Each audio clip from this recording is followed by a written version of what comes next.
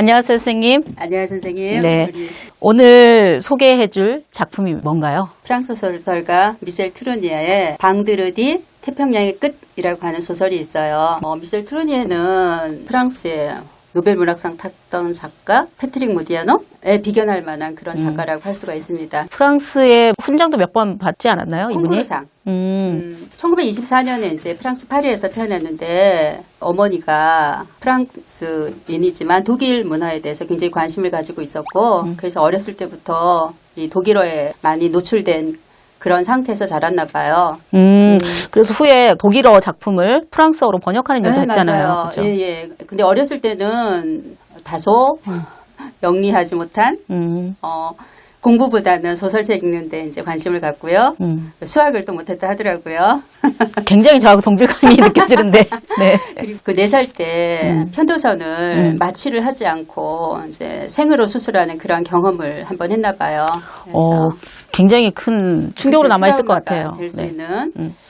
그러다 보니까 일단 고통에 대한 민감성, 그러한 것들을 이제 느꼈고요. 그러한 것들이 이제 아마 소설에서도 좀 드러나지 않나 이런 생각을 해봅니다. 트루니에는 처음부터 소설가가 되려고 했던 건 아니고요. 네. 철학 교수를 꿈꿨어요. 그래서 소르본느 대학 혹은 독일 티빙겐 대학에서 이제 그 철학을 전공했거든요. 25살 때 철학 교수가 되려고 하는 시험을 봤는데 본인은 1등이라고 생각을 했는데 시험을 잘 봤어 라고 생각을 했는데 막상 뚜껑을 열어보니까 뒤에서 1등. 1등 1등이네요. 네, 네. 그래서 이제 철학 교수의 꿈이 좌절됐고 그 후로는 이제 여러 가지 직업을 전전을 해요. 그러니까 독일 문학 작품을 이제 프랑스어로 번역을 하거나 아니면은 이제 방송국 PD, 그다음에 이제 가장 오랫동안 했던 일이 출판사에서 그 문학 담당 편집부장 뭐 이런 역할을 하거든요. 철학을 네. 전공했다고 하고 철학 교수가 되고 싶어 했다고 하잖아요. 네, 그래서 그런지 이 작품을 읽어보면 굉장히 철학적인 내용이 많이 들어있어요. 그렇죠. 특히 이제 이 오늘 선생님이 소개할 방드르디라는 작품에서도 타자와의 관계, 자연, 대지와의 네, 관계 이런 맞습니다. 관계성에서 이 철학적인 면모를 굉장히 많이 드러내거든요. 네. 트루니에가 소설을 쓰게 된 동기, 그 철학을 이제 교수로서 이제 가르칠 기회가 이제 없어지니까 아마 문학 작품을 통해서 철학을 이제 표현하려고 하지 않았나, 철학적 자유를. 처음에 발표했던 작품이 바로 오늘 소개하는 이 방드르디 태평양의 끝입니다. 첫 소설이 이렇게 대박을 친 예가 그렇죠. 별로 많지는 않잖아요. 그죠? 드물죠. 네. 저는 이 소설을 읽으면서 트루니에가 이 로빈슨 크루소라는 작품에서 보여주었던 네네. 서양 제국주의적 기독교적 세계관에 대한 어떤 반성문을 쓰는 듯한 느낌이 좀 들었어요. 맞아요. 네. 그 1970년대 이제 마항이 나오거든요. 네. 이 마항은 그 제국주의 결과가 결국은 이제 1, 2차 세계대전이잖아요. 그렇죠. 3차 세계대전. 거기에 대한 어떤 또 반성문적인 성격을 가지고 있거든요. 그 뒤에 뭐 황금구슬이라든가 동방박사하고 헤로데 대왕, 메테오로 뭐 이런 작품을 썼어요. 어떻게 보면 트루니에가 철학 교수가 안 된 것은 네. 이 독자에게는 행운이었던 것 같아요. 저도 그렇게 생각을 해요. 이런 작품을 어떻게 우리가 만날 수 있었겠어요. 네. 네. 이 작품이 다니엘 디포의 로빈슨 크루소를 기반으로 한 작품이잖아요. 네. 그 작품과의 차이가 뭘까요? 가장 큰 차이가 뭘까요? 일단은 이제 결말의 차이를 들 수 있는데 디포의 그 로빈슨 크루소, 프라이데이 그 두 사람이 결말에서는 결국은 둘 다 문명 세계로 떠나잖아요. 네. 하지만 그 방드르디에서는 결국 로빈슨은 그 섬에 남고 방드르디만 몰래 화이트보드 후에 이제 숨어 들어가지고 문명 세계로 떠나거든요. 결말이 차이를 가져오는 것은 사실은 두 사람의 만남. 이 어떠한 이제 그 작용을 일으키는가 그것이 굉장히 흥미로워요. 로빈슨 크루소에서 나왔던 프라이데이와 로빈슨은 서로 만남은 있었지만 네. 전혀 화학적 반응을 일으키지 못하는 서로 그냥 타자에 머무르는 네네네. 그런 관계거든요. 결국은 그대로 어떤 인격적 변화도 겪지 않고 다시 문명세로 돌아가는 네네네. 이런 모습을 보여줬다면 이제 방드르디에서는 조금 다른 모습들을 많이 보여주는 것 같아요. 그렇죠. 이제 아까 그 로빈슨 크루소에서의 그 로빈슨과 프라이데이는 주종 관계를 맺었고 그리고 주종 관계에서 벗어나지 못해요. 그런데 이제 방드르디 같은 경우는 방드르디와 로빈슨이 만남을 통해서 물론 처음에는 로빈슨이 방드르디를 구해주었기 때문에 방드르디가 로빈슨한테 복종을 하고 거기서 이렇게 표현을 해요. 백인의 발을 자기 이제 모기에다 올려놨다. 그래서 절대적인 어떤 복종을 표현한다라는 그런 그 표현이 나오거든요. 그런데 이제 처음만 그랬고 나중에 방드르디라고 하는 그 인물 자체가 굉장히 제어할 수 없는 인물이라고 해야 되나. 굉장히 자유롭고 천진무구하고 자연스럽죠. 어떤 면에서는 좀 방종에 가까울 만큼 거의 야생의 생활, 야생의 삶, 다듬어지지 않는 그런 인간을 나타내잖아요. 오히려 방드르디 그러한 면모에서 로빈슨이 변화를 일으키잖아요. 그렇죠. 그러면서 나중에는 그 주종 관계가 이제 평등한 관계, 친구가 되죠.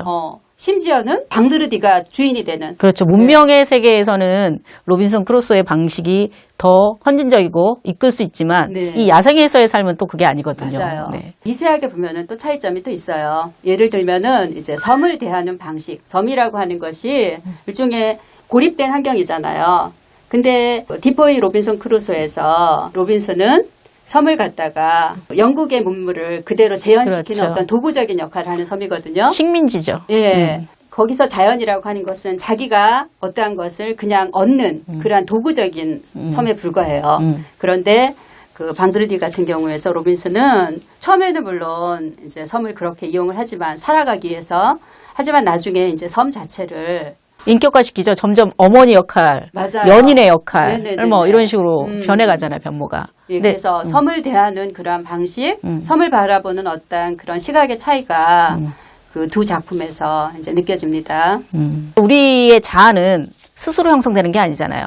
타자라는 사람을 보면서 거기에 대한 반대급부로 형성이 되는 거잖아요. 로빈슨 크루소가 무인도라는 섬에 들어갔어요. 무인도의 섬은 과연 이 무인의 상태가 해제되었을까요? 아, 저는 일단은 한 사람이 들어감으로 인해서 무인의 상태는 해제가 됐다라고 봅니다. 왜냐면은 그 사람이 일종의 관광객, 여행자로서 섬을 방문을 했다. 그러면은 그 사람은 이제 결국은 조금 이따 떠나가겠지요. 그래서 그때는 무인도임에는 변함이 없지만 로빈슨 크루소 같은 경우는 무인도에서 삶을 영위하게 되거든요. 섬과 관계를 맺어요. 일상의 삶을 영위하기 위해 가지고 섬에 어떤 흔적을 남기거든요. 그래서 비록 혼자지만 섬과의 관계 맺음 아니면 섬에서의 어떤 일상의 영위 이런 것들을 봤을 때 그거는 무인도가 아니고 이제 유인도가 되지 않았나라고 생각을 해요. 설득이 됐어요. 저는 자아라는 거는 나를 자아로서 존재하게 하는 네. 타자가 있어야 되는데 그곳에는 타자 인간이 없었어요. 그래서 무인의 상태가 해제된 거는 어쩌면 크루소가 이 섬에 도착한 시점이 아닌 방드르디가 네. 섬에 와서 로빈슨 크루소의 타자로서 네. 섰을 때 이 섬은 드디어 무인도가 아닌 유인도가 되지 않았을까. 라고 생각을 했거든요. 예. 꼭 인간이 있어야만 하나의 사회라고 할 수 있을까? 로빈슨 크루소가 이 방드르디 작품에서 변해가는 과정이 굉장히 흥미롭거든요. 방드르디를 만나기 이전과 이후로 크게 이제 네. 나눠볼 수가 있을 것 같은데 이 방드르디를 만나기 이전에 로빈슨 크루소가 어떻게 변해가는지 그 과정을 좀 설명해 주시겠어요? 그 총 12장으로 된 작품이잖아요. 방드르디 만나기 전의 삶은 이제 1장에서 6장까지, 그러니까 1, 2장 같은 경우는 섬에 이제 맨 처음 도착해서 절망에 빠진 상태, 아무것도 없고 혼자 남았을 때의 고립감, 끊임없이 탈출을 꿈꾸고 탈출을 하고 하는 배까지 만들잖아요. 산 위에서 만들어가지고 네, 맞아요. 그러한 절망감 끝에 멧돼지가 만들어놓은 진흙탕에 이제 몸을 담그고 거의 동물적인 삶으로 추락을 하잖아요. 나중에는 섬을 일종의 뭐 적응하기 시작해요. 섬 생활에 가장 기본적인 이제 농사도 짓기 시작하고 염소 잡아다가 길들이고 그러니까 식민지를 건설하는 거죠. 그렇죠. 섬에다가 네. 일종의 이제 영국식 식민지라고 할 수 그렇죠. 있겠네요. 자기는 제국이고 예. 제독이고. 그리고 그러한 것을 드러내 보는 게 이제 일지를 써요. 그다음에 또 하나 굉장히 중요한 상징으로서 물시계라고 하는 게 나오거든요. 네. 물시계라고 하는 것은 시간을 얼마만큼 이제 효율적으로 쓰는가. 정말 문명적인 이름이잖아요. 예. 시계라는 게. 네, 맞아요. 그렇죠? 휴식을 취하고 싶을 때는 이제 잠시 물시계를 이제 꺼놓죠. 꺼두거든요. 네. 그러한 것들을 갖춰놓으면서 섬을 탐색하고 섬을 통치해 가기 시작을 하거든요. 5, 6장에 보면은 섬을 이제 더 알아가는 과정. 동굴을 점점 더 깊숙이 들어가다가 어떤 구멍을 발견하지요. 네. 그 구멍이 바로 이제 자기 몸하고 거의 비슷한. 그래서 그 구멍 속에 들어가면서 어떤 안식. 자기가 어머니로서의 그쵸. 섬을 느끼는 거죠. 맞아요. 네. 그 자궁 속에 있는 태아 같은 느낌을 갖잖아요. 나중에는 또 거기서는 이제 장밋빛 골짜기라고 이름을 짓는데 자식도 원작- 낳잖아요. 네. 만들라고라. 얼핏 이해하기는 어려운데 인간이 어떻게 돼지하고 결합할 수 있을까? 정말 신화적인 것 같아요. 그런 거 네, 보면 이 소설 자체가 네. 상징을 굉장히 많이 쓰고 그렇죠. 있죠. 원작에서는 오로지 기독교적인 어떤 교화, 선교도적인 삶. 지금 방드르디에서는 돼지와의 합의를 통해 가지고 방드르디를 만나기 이전에 이제 로빈슨의 삶이라고 할 수 있겠네요. 그러니까 섬과 어떻게 관계를 맺어가는가에 따라 가지고 섬과 이제 점점 가까워지는 단계 여기까지가 이제 방드르디 만나기 전의 삶이라고 할 수 있습니다. 쭉 전반부를 읽어 나가면 속도를 낼 수가 없어요, 이 책은. 그 상징도 많이 들어있고 또 문장 자체도 굉장히 아름답잖아요. 네네. 자연을 묘사하는 것도. 방드르디를 어쨌든 만났잖아요. 서로 이제 동화되면서 교차되어가는 모습들을 보여주고 네네네네. 있잖아요. 처음에 방드르디를 쏘려고 하잖아요. 우연히 구해진 거잖아. 우연히 구해졌어요. 텐이 쏘는 걸 방해했기 때문에 방드르디가 이제 어쨌든 로빈슨이 삶으로 들어오잖아요. 네. 처음에는 어쨌든 자기 삶을 구해줬으니까 처음에 복종의 자세를 취하는데 나중에는 본성이 드러나지요. 복종의 자세를 취할 때도 방드르디는 결코 복종을 하지 않는 것 같아요. 약간의 비웃음을 띤 모습으로 이 크루소를 지켜보는 듯한 시선들이 계속 느껴지거든요. 네, 특히 거기에서 굉장히 중요한 그 상징으로서 나타나는 게 웃음이라는 단어가 나오죠. 예, 정말 통쾌했어요. 그 웃음이라는 단어 나올 때마다. 네, 터져나오는 웃음으로 이제 응대를 하잖아요. 이 방드르디는 결코 어떤 로빈슨이 교화시키거나 감화시키는 대상이 아니고 그 방드르디 그 자체 어떤 야생의 그 자체를 유지를 하고 로빈슨과 처음에는 이제 대립을 일으키잖아요. 선인장한테 뭐 사람이 옷을 입힌다거나 거꾸로 꽂아놓잖아요, 이렇게. 버드나무 거꾸로. 근데 사실 거꾸로 꽂아도 자라요, 버드나무는. 나무를 거꾸로 꽂아가지고 어떤 전도된 어떤 모습 그런 것도 보이고 텐이 논에 빠지잖아요. 그 수로에 물을 다 빼버리잖아요. 네. 결정적으로 그 로빈슨이 방드르디에 대해서 이제 나중에 때리잖아요. 돼지와의 합의를 자기만의 전유물이라고 생각을 그렇죠. 했는데 네. 뭔가 이상한 만들라고라? 자기가 어렵진 뭐. 자기 딸이 아니야 보니까. 네, 맞아요. 그러한 과정을 겪으면서 결국은 로빈슨 자신도 사실은 화를 내면서도 진심에서 우러난 화가 아니고 뭔가 본인도 변화되고 싶다라고 하는 어떠한 그러한 기저가 깔려 있었던 것 같아요. 그 방드르디를 보면서 경탄을 하잖아요. 예. 그 탄력 있는 몸 행위들에 네, 대해서. 예, 예. 네. 그 로빈슨이 섬을 떠나는 때가 이제 28년간 그 섬에 있었잖아요. 이제 로빈슨도 벌써 이제 작년의 나이, 방드르디는 15살에 굉장히 탄력 있는 가장 아름다운 때, 삶의 절정기, 로빈슨이 방드르디한테 감탄을 하게 되고, 뭐 나중에 이제 결정적인 사건이 그 동굴 폭파 사건 있지요. 네, 그 전후가 되는 것 같아요. 폭파 맞아요. 이후와 이전과 이후의 삶은 확연히 달라지잖아요. 그렇죠. 로빈슨이 그동안 갖고 나왔던 모든 것이 무로 돌아가잖아요. 조금 남아있던 문명의 끈들이 네. 거기서부터 완전히 단절을 그렇죠. 일으키잖아요. 맞아요. 극적으로 로빈슨도 이제 인격적인 변화가 일어나는 것 같더라고요. 그걸 상징하는 게 일종의 섬의 수호신이라고 할 수 있는 삼나무가 이제 굉장히 커다란 삼나무가 나오는데 폭발을 해가지고 삼나무가 거꾸로 뒤집혀요. 뿌리가 위로 가고 가지가 밑으로 가는 일종의 그게 전도된 상황, 어떤 그 문명 세계의 어떤 그 해체 아니면은 방드르디와 로빈슨과의 관계의 전도일 수도 있고. 그 관계의 전도. 예. 그 이후에 흥미롭게 읽었던 것이 그 염소가 나오잖아요. 방드르디하고 염소하고 이렇게 대결을 하잖아요. 맞아요. 결국은 방드르디가 처단을 해요. 네. 그러면서 이제 했던 말이 너를 하늘을 날게 하고 노래를 부르게 해주겠다. 네네네네. 이러면서 연을 만들고 악기를 만드는 과정이 저는 이 책에서 백미였거든요. 앙두아르라고 하는 그 염소지요. 네. 앙두아르가 어떤 면에서는 바로 로빈슨을 상징한다고 할 수가 있어요. 그렇죠. 염소가 수염이 있잖아요.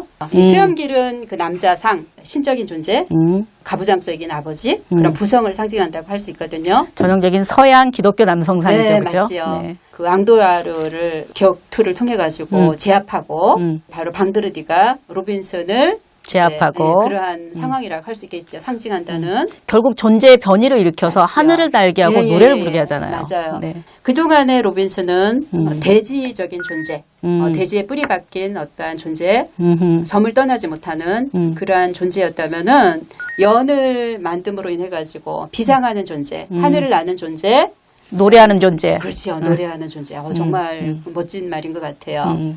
그 원래 이제 항해일지가 그 폭파되잖아요. 네네. 폭파됐을 때 더 이제 사라졌는데 나중에 이제 발견되죠. 그 방드르디가 나중에 이제 엘버트로스 깃털 가져다주고 대청으로 만든 그 푸른 물감 갖다주면서 네네. 엘버트로스 깃털이 났고 푸른색이 붉은색보다 낫다. 이 말이 우리 독수리는 아무리 하늘을 나는 존재이긴 하지만 엘버트로스보다는 대지에 가까운 존재잖아요.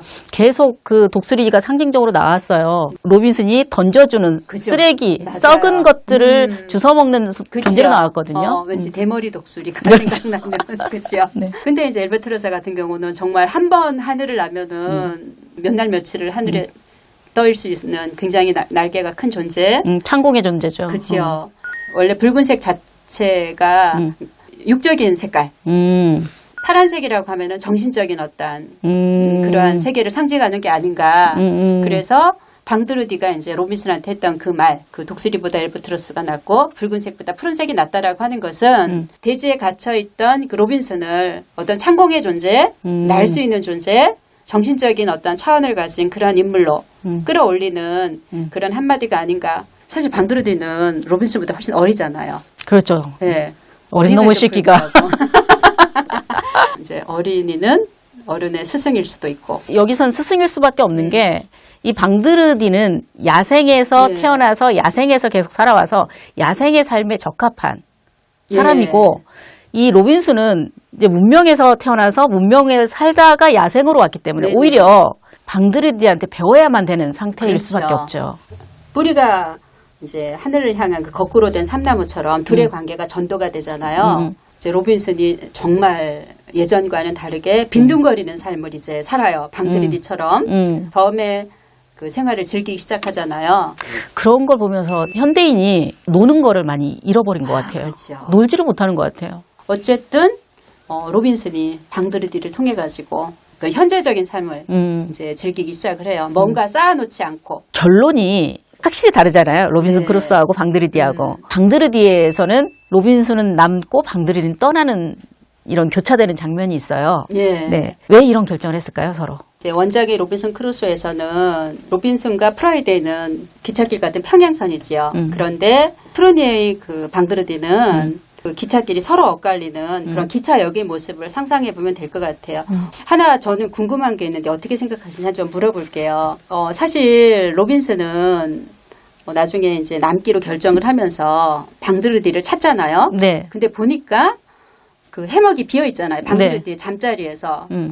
그래가지고 굉장히 당황하지요. 네, 네. 혹시 방드르디가 떠날 거다라는 걸 로빈슨이 미리 알았다면은 로빈슨은 섬에 남아 있었을까요? 아니면은 방드르디를 따라서 무명사회로 다시 나갔을까요? 저는 남았을 것 같아요. 진짜요? 네. 어떤 점에서 그렇게 생각하셔요? 로빈슨은 방드르디와 살면서 많이 자연화되고 많이 변화가 됐거든요. 네네네. 그리고 이 문명인을 다시 만났을 때 화이트 버드호를 타고 온 사람들을 만났을 때 굉장히 이제 구역질도 하고 좋지 않아요. 네네네. 다시 문명의 삶으로 돌아간다는 거는 예전에 난파했던 것과 같은 과정을 겪어야 되는 상황이거든요. 그래서 저는 로빈슨은 물론 고민을 많이 했겠지만 그럼에도 불구하고 방드르디로 인해서 자연화되어 있기 때문에 남아 있었을 것 같아요. 저는. 그래요. 그런 면에서 저는 이거는 오픈된 결말이라고 생각을 해요. 방드르디가 문명사회로 떠났다? 이것만으로 끝나는 게 아니고 그 후에 방드르디는 어떻게 살았을까라는 그렇죠. 그러한 어떤 궁금증을 이제 남기고 또 하나 네. 문명사회는 과연 인간이 살기에 그렇게 적합한 곳인가? 물음은 끝까지 네. 남아 있는 것 같아요. 처음부터. 그렇죠. 네. 방드르디가 떠났지만은 또 그 화이트 버드 호에 있었던 자안이라는 아이가 걔는 또 배를 탈출해서 섬으로 오잖아요. 그렇죠. 그래서 제2의 방드르디가 돼요. 걔는 제2의 방드르디가 아닌 것 같아요. 네. 그 아이가 로빈슨 크루소가 되고 어, 이 로빈슨 크루소가 방드르디가 될 것 같아요. 이제 제가 말씀드렸던 제2의 방드르디라고 하는 것은 어쨌든 로빈슨한테서는 새로 들어온 사자. 맞아요. 그런 의미에서 여기서의 또 삶은 어떻게 달라졌을까? 아까 우리 선생님은 그 로빈슨이 방드르디 역할을 할 거고 이제는 또 거기에서는 또 역할이 또 전도될 거라고 말씀하셨잖아요. 어린아이는 그 야생을 전혀 경험해 보지 못했잖아요. 그렇기 통제받고 때문에, 사소한 거에도 야단맞는 맞아요. 아이였잖아요. 여기 와가지고 또 이제 그 어떤 자연, 또 야생 이런 것들을 또 경험할 수 있게 되니까 그런 의미에서 오픈된 결말이 아닐까. 그래서 이 작품이 더 여운이 그렇지요. 긴 것 예, 같아요. 네. 맞아요. 이 책과 같이 볼만한 영화를 추천해달라라고 부탁드렸을 때 네. 이제 캐스터웨이를 추천해 주셨는데요. 네. 왜 그러셨죠? 주인공 이름이 척으로 나오는데 그 페덱스라고 하는 그 택배 회사의 임원이에요. 그러다 보니까 택배가 빨리 배달돼야 되잖아요. 입에 이제 빨리빨리가 붙어 있는 사람이에요. 켈리라고 하는 여자를 사랑을 하는데 너무 바빠가지고 청혼도 못해요. 출장을 갔는데 이제 비행기 타고 출장 가다가 난기류에 휘말려가지고 비행기가 이제 바다에 추락을 하고 이제 기장이나 이런 사람들은 죽고 이 척 혼자서 그 무인도에 이제 조난 당해가지고 이제 살아남는거든요. 거기서는 방드르디 대신에 윌슨이라고 하는 농구공이 나오잖아요. 맞아요. 예, 예, 예. 네. 척이 살았던 문명사에서는 시간을 굉장히 중요시했고 척도 항상 빨리빨리를 입에 달고 살았지만 무인도에서의 삶은 시간이라고 하는 것은 의미가 없어요. 본질적인 자기의 삶에 대해서 이제 돌아볼 수 있는 그러한 계기가 되지요. 저는 그 영화 캐스터웨이 마지막 장면 있잖아요. 네. 이 교차로에 서 있는 장면. 맞아요, 맞아요. 그게 굉장히 좀 인상적이었어요. 그게 택배회사 그 임원이었을 때 척은 자기 삶이 명확하고 탄탄대로라고 생각을 했겠지요. 하지만 무인도의 경험을 통해 가지고 그 모든 게 와야 되잖아요. 어디로 갈지 모르는 거예요. 자기는 지금 그 사거리에 이리로도 갈 수 있고 저리로도 갈 수 있고 거기에서 이제 어떠한 삶을 살 것인가 척이. 우리 전체적인 삶을 좀 이렇게 네네네네. 상징적으로 나타내는 것 같아요. 우리는 늘 교차로에 서 있잖아요. 맞아요. 기존의 척은 주어진 길을 이렇게 네. 달려왔다면 이제 척은 여기로든 저기로든 그렇죠. 선택할 수 있는 존재가 되었다는 상징이어서 저는 예. 굉장히 좋았던 것 같아요. 예. 굉장히 좋았던 것 같아요. 오늘은 송은숙 선생님을 모시고 소설 방드르디 태평양의 끝 그리고 영화 캐스터웨이를 같이 살펴봤습니다. 오늘은 여기까지 하겠습니다.